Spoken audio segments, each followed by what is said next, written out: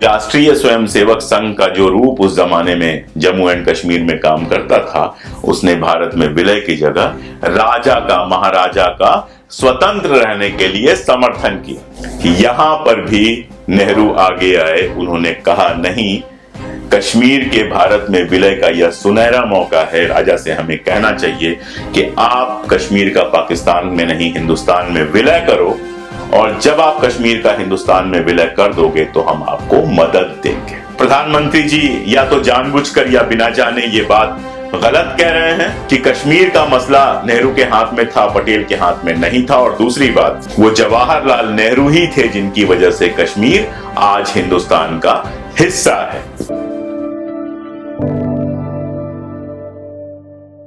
नमस्कार। कश्मीर एक ऐसा मामला है जिस पर हमेशा कुछ ना कुछ बात चलती ही रहती है, और बात कुछ ऐसे चलती है कि कश्मीर में जितना कुछ अच्छा है उन सब के लिए दूसरों को जिम्मेदार ठहरा दिया जाए, हरि सिंह को, पटेल को या किसी को भी, और जो कुछ बुरा है उसके लिए तो एक ही आदमी है जिम्मेदार आदमी, पंडित जवाहरलाल नेहरू। अभी हाल में प्रधानमंत्री नरेंद्र मोदी ने बोलते हुए कहा कि कश्मीर में जो दिक्कतें हैं वो इसलिए हैं क्योंकि होम मिनिस्टर होने के बावजूद बाकी स्टेट्स का मामला तो पटेल के पास रखा गया, लेकिन कश्मीर का मामला जवाहरलाल नेहरू ने अपने पास रखा। झूठ। ये बात इतिहास के तथ्यों से, दस्तावेजों से एकदम गलत साबित होती है। ऐसा कतई नहीं था कि कोई एक स्टेट या कोई दो स्टेट जवाहरलाल नेहरू ने कहा था मैं डील करूंगा और बाकी स्टेट सरदार पटेल को डील करने थे। दरअसल कश्मीर के विलय को लेकर मैं पहले भी, कश्मीर के भारत में विलय को लेकर मैं पहले भी बात कर चुका हूं। आज जो मेन कैरेक्टर्स थे उस समय, जो मुख्य चरित्र थे कश्मीर और भारत के बीच में, उनको अलग अलग लेकर हम बात करते हैं। देखते हैं वो उस समय क्या कर रहे थे, उनकी क्या भूमिका थी और उसका क्या परिणाम हुआ। पहला कैरेक्टर है महाराजा हरि सिंह।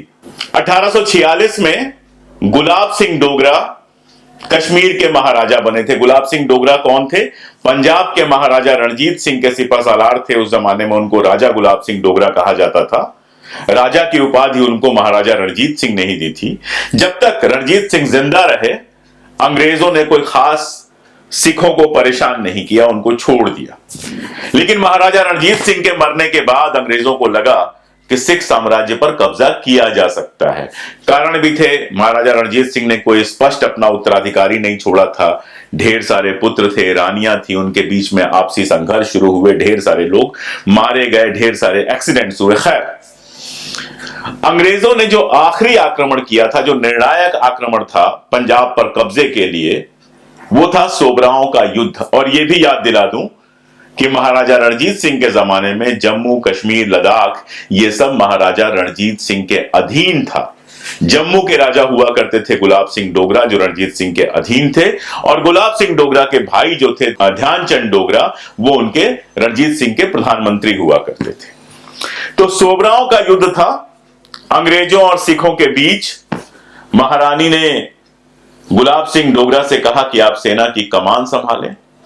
गुलाब सिंह डोगरा को सेनापति बनना था सिख राजा का, सिख सेनाओं का। लेकिन हुआ क्या? गुलाब सिंह डोगरा ने समझौता कर लिया अंग्रेजों के साथ, युद्ध में गए ही नहीं। सोबराओं में बहुत बुरी तरह से सिख सेना पराजित हुई। अंग्रेजों ने उनके ऊपर 1.5 करोड़ नानक शाही रुपयों का जुर्माना लगा दिया। रानी के पास इतने पैसे थे नहीं। रानी ने फिर से एक बार गुलाब सिंह डोगरा से मदद मांगी, लेकिन मदद करने की जगह 75 लाख नानक शाही रुपए अंग्रेजों को देकर जम्मू और कश्मीर के वो राजा बन गए। उसी वंश के थे महाराजा हरि सिंह। 1936 में शासन में आते हैं, डोगरा वंश के अंतिम शासक के रूप में शासन में आते हैं। और जब हिंदुस्तान आजाद हो रहा था तो ये उनके हाथ में ही था कि वो फैसला लेते कि उन्हें क्या करना है, हिंदुस्तान में मिलना है या पाकिस्तान में मिलना है। लेकिन हरि सिंह डोगरा ने कोई फैसला नहीं लिया, न वो हिंदुस्तान में मिले न वो पाकिस्तान में मिलना चाहते थे। अब आप कहेंगे इसका सबूत क्या है? तो उस जमाने में उनके प्रधानमंत्री हुआ करते थे रामचंद्र काक, जो एक कश्मीरी पंडित थे। रामचंद्र काक के जो उस दौर के दस्तावेज हैं वो सारे के सारे ब्रिटिश लाइब्रेरी में संकलित हैं। अभी हाल में एक किताब आई है राजा रामन की, उस किताब में वो पूरा का पूरा दस्तावेज दिया गया है। मैं उससे एक हिस्सा आपके लिए पढ़ देता हूं। ये जो किताब है Jammu and Kashmir dilemma of accession, इसमें रामचंद्र काक लिखते हैं विलय का मुद्दा 2 बार उठा। पहली बार 1946 में जब कैबिनेट मिशन भारत आया और दूसरी बार 1947 में जब आजादी मिली। दोनों बार राज्य का स्टैंड एक ही था, राज्य किसी भी हालत में विलय नहीं चाहता था। इस नोट में आगे वो लिखते हैं कि प्रधानमंत्री यानी वो खुद रामचंद्र काक और महाराजा दोनों विलय के समर्थन में नहीं थे। तो महाराजा साहब जिनके बारे में आज इतनी बात की जाती है, जो पहले कैरेक्टर थे, उनके बारे में आपने देखा कि वो विलय के पक्ष में नहीं थे, भारत के साथ विलय के पक्ष में नहीं थे।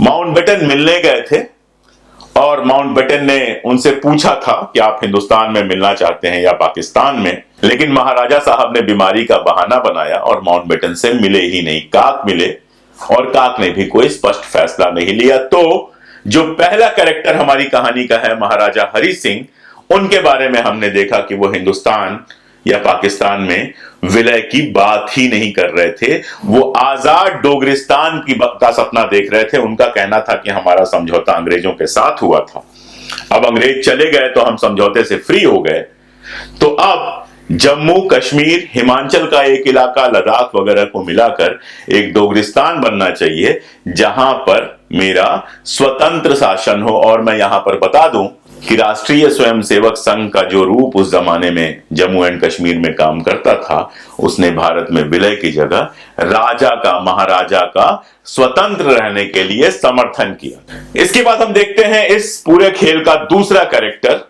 जिसका नाम पहले ही आ चुका है, माउंटबेटन, जो 1947 में जब हमें आजादी मिली तो गवर्नर जनरल था। वो क्या चाहता था, उसके बारे में जब आप रिसर्च करना शुरू करते हैं तो पहली बात तो मैंने आपको बता दी कि वो मिलने गया था, और जब मिला रामचंद्र काक से, जब मिला तो जिस तरह से उसने बात की, रामचंद्र काक ने कहा कि आप पाकिस्तान में विलय की सलाह दे रहे हैं मुझे।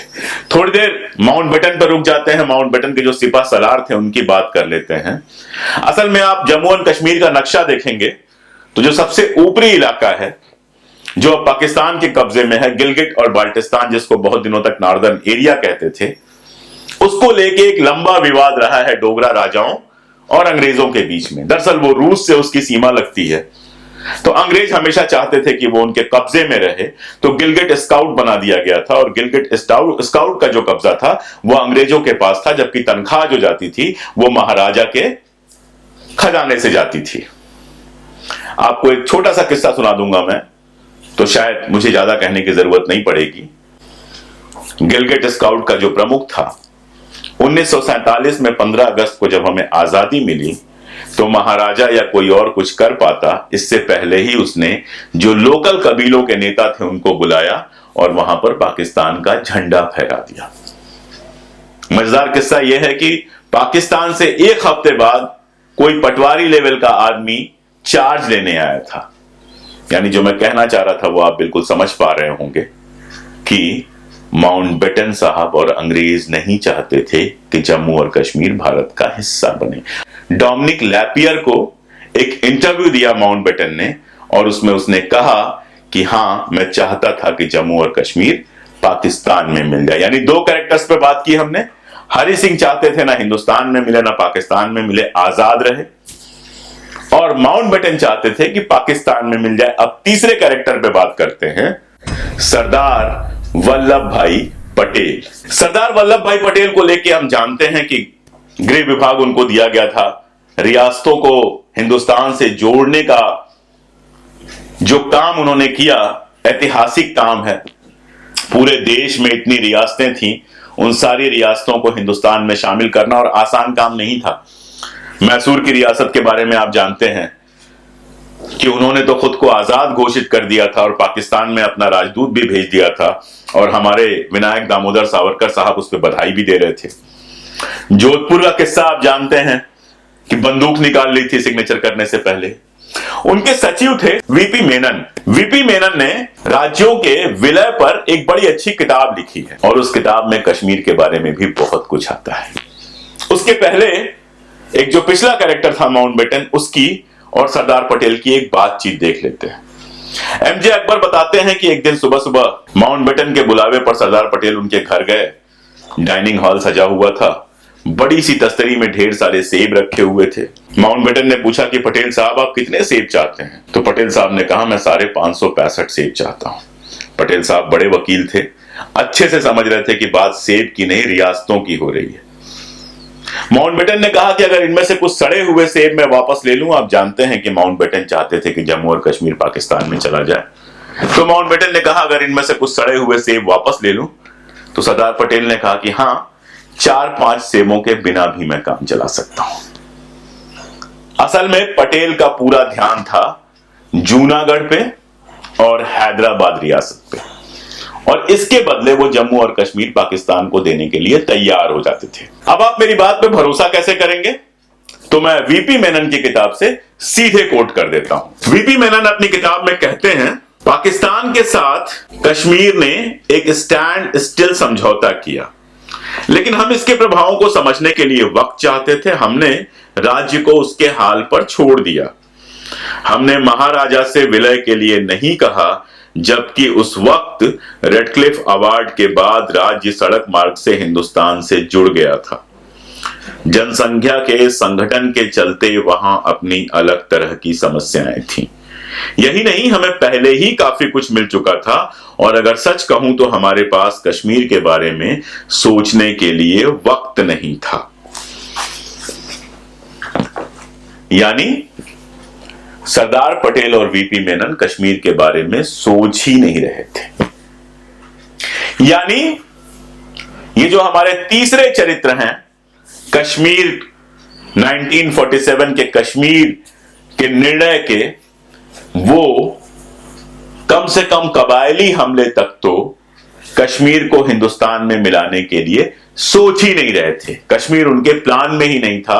माउंटबेटन से वो कह आए थे और अलग से कोई कोशिश कर नहीं रहे थे। यहां वो बात मैं दोहरा दूं कि ये बिल्कुल गलत है कि कश्मीर के मसाइल, कश्मीर के मामले नेहरू ने अपने पास रखे थे।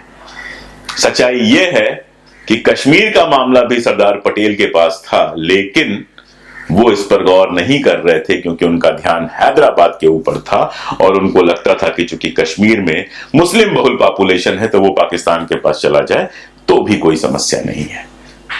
और अब आते हैं हमारे इस कश्मीर 1947 के आखिरी कैरेक्टर जवाहरलाल नेहरू।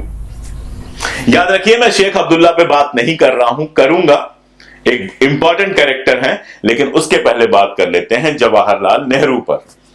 जवाहरलाल नेहरू ने एक खत लिखा था सरदार पटेल को। शुरुआत उस खत से, फिर आगे बात करेंगे। बलराजपुरी ने अपनी किताब में यह खत कलेक्ट किया है, इसका एक हिस्सा मैं आपके लिए पढ़ रहा हूं। नेहरू बताते हैं, ये पटेल को बताते हैं कि पाकिस्तान की रणनीति अब घुसपैठ की है और जाड़ों के चलते कश्मीर के अलग थलग पड़ जाने की स्थिति आते ही वह कोई बड़ी कार्यवाही कर सकता है। राजा के पास अब एक ही रास्ता बचा है कि वह नेशनल कॉन्फ्रेंस का सहयोग मांगे और भारत के साथ विलय करें। यह पाकिस्तान के लिए बिना भारत से सीधे टकराव की स्थिति आए आधिकारिक या अनाधिकारिक आक्रमण करना मुश्किल कर देगा। यानी Nehru as a prime minister जो उनको इंफॉर्मेशन मिल रही थी, उसके बेस पर सरदार पटेल से यह कह रहे हैं कि पाकिस्तान कश्मीर में कोई बदमाशी कर सकता है, आप इस पर ध्यान दीजिए। और पटेल के सचिव वीपी मेनन लिख रहे हैं कि हमारे पास पहले ही इतना कुछ था कि हम उस पर कोई खास ध्यान नहीं दे रहे थे। एक शब्द आया था स्टैंड स्टिल समझौता। असल में 15 अगस्त 1947 को जब हमारा देश आजाद हो गया और साथ में कश्मीर भी आजाद हो गया, तो हरि सिंह ने सोचा कि हिंदुस्तान और पाकिस्तान से कैसे रिश्ता बना के रखना है। तो उन्होंने एक स्टैंड स्टिल समझौता तैयार कराया, यानी जो जैसा है वैसा ही रहेगा। वो पाकिस्तान को भी भेज दिया और हिंदुस्तान को भी भेज दिया। पाकिस्तान ने उसको एज इट इज एक्सेप्ट कर लिया। हिंदुस्तान ने कहा कि हमारी नीति ये है कि या तो हमसे विलय कीजिए, आप हमारे साथ मिलिए आप, या आप अलग अलग रहिए। असल में एक और बात, नेहरू कश्मीरी पंडित थे, ये तो एक अलग ही मामला है।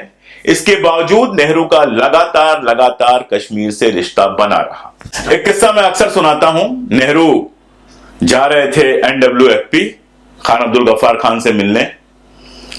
लाहौर स्टेशन पर वो पहुंचने वाले थे। उस जमाने में जो मियां इफ्तिखारुद्दीन लाहौर कांग्रेस के अध्यक्ष थे, उनके पास शेख अब्दुल्ला मिलने गए थे। शेख अब्दुल्ला से उन्होंने कहा कि चलो तुम्हें नेहरू से मिलवा देते हैं। शेख अब्दुल्ला को लेके वो नेहरू से मिलवाने आए। ट्रेन में नेहरू ने बात करते करते कहा कि चलिए आप भी हमारे साथ NWFP चलिए। शेख अब्दुल्ला कई दिन रहे और उसके बाद जब लौट के आए तो जो मुस्लिम कॉन्फ्रेंस कश्मीर में बनी थी उसका नाम बदल के नेशनल कॉन्फ्रेंस कर दिया गया। और उसके बाद से जवाहरलाल नेहरू न केवल कश्मीर के मामलों में लगातार इंटरेस्ट लेते रहे, बल्कि कांग्रेस की जो नीति थी कि रियासतों में कोई हस्तक्षेप नहीं करना है, उस नीति को बदलकर रियासतों के लिए उन्होंने पीपुल्स कांग्रेस का गठन किया और शेख अब्दुल्ला रियासतों के भीतर जो पीपुल्स कॉन्फ्रेंस बनी थी उसके प्रमुख नेता हुए। तो जवाहरलाल नेहरू कश्मीर के अंदर लगातार इंटरेस्ट लेने वाले कांग्रेस के इकलौते नेता थे। और अगर 1947 का वो पसे मंजर देखेंगे आप तो समझ में यह आता है कि कश्मीर के सबसे महत्वपूर्ण नेता शेख अब्दुल्ला जो जेल में गिरफ्तार थे वो और हिंदुस्तान के प्रधानमंत्री जवाहरलाल नेहरू सिर्फ ये दो लोग थे जो सीधे सीधे कश्मीर का भारत में विलय चाहते थे। 3 कैरेक्टर्स की मैंने बात की। हरि सिंह आजादी चाहते थे, माउंटबेटन पाकिस्तान में विलय चाहते थे, पटेल कोई इंटरेस्ट नहीं ले रहे थे, उनका जो सारा इंटरेस्ट था वो हैदराबाद में था और जूनागढ़ में था। तो फाइनली हुआ क्या? कबायलियों ने आक्रमण कर दिया कश्मीर पे और अब हम जानते हैं, मैंने अपनी किताब में बार बार जोर देकर 20 एग्जाम्पल देकर लिखा है, कबायली आगे आगे का सिर्फ चेहरा थे, पीछे से पाकिस्तान के पूरे एस्टेब्लिशमेंट का मदद मिल रहा था, पूरे पाकिस्तानी सेना की मदद मिल रही थी। और पाकिस्तानी सेना जब तेजी के साथ कश्मीर में घुसने लगी तो महाराजा को कुछ नहीं समझ में आया। महाराजा के पास एक ही रास्ता बचा रह गया कि वो हिंदुस्तान से मदद मांगे। जब महाराजा ने हिंदुस्तान से मदद मांगी तो सरदार पटेल का क्या कहना था? सरदार पटेल का कहना था कि हमें कश्मीर के मामले में कोई हस्तक्षेप नहीं करना चाहिए। यहां पर भी नेहरू आगे आए, उन्होंने कहा नहीं, कश्मीर के भारत में विलय का यह सुनहरा मौका है, राजा से हमें कहना चाहिए कि आप कश्मीर का पाकिस्तान में नहीं हिंदुस्तान में विलय करो और जब आप कश्मीर का हिंदुस्तान में विलय कर दोगे तो हम आपको मदद देंगे। हुआ यही, वीपी मेनन को फटाफट भेजा गया, 26 अक्टूबर को सिग्नेचर हुए। उसके बाद भारतीय सेना गई, उधर शेख अब्दुल्ला को रिहा कर दिया गया। जब भारतीय सेना का टकोटा पहला पहुंचा तो जम्मू और कश्मीर में लाइट नहीं थी, क्योंकि लाइट कबायलियों ने, पाकिस्तानी सेना ने काट दी थी। तो शेख अब्दुल्ला और उनके लोगों ने टार्च जलाकर स्वागत किया। टार्च की रोशनी में अपना पहला विमान उतरा। पीपुल्स मिलिशिया बनाई शेख अब्दुल्ला ने, जिसने सेना की सहायता की और पाकिस्तान से लंबी लड़ाई चली। दिसंबर का महीना आ गया था। कश्मीर में जो हालत होती है उस हालत में भारतीय सेना को लड़ने का अभ्यास नहीं था। उस समय भी सरदार पटेल का एक पत्र है। सरदार पटेल कहते हैं कि अगर ये लड़ाई और लंबी चली तो ना तो हमारे पास रिसोर्सेज बचेंगे और ना ही हमारी आर्थिक स्थिति ऐसी होगी कि इस लड़ाई को हम लंबा खींच पाए, क्योंकि हमारी सेना अभी ऐसे माहौल में लड़ने के लिए ट्रेन नहीं है। तो आप जानते हैं समझौता हुआ, जिसमें लाइन ऑफ कंट्रोल, जिसको आप कहते हैं, वो लाइन ऑफ कंट्रोल बनी। और उसके बाद के किस्से तो हरि अनंत, हरि कथा अनंता है। कभी बात करेंगे आखिर यूएन में क्यों गया मामला, यूएन में न जाता तो क्या विकल्प होते। अगले किसी वीडियो में इस पर बात करेंगे। अपनी किताब में तो विस्तार से इस पर बात मैंने की ही है।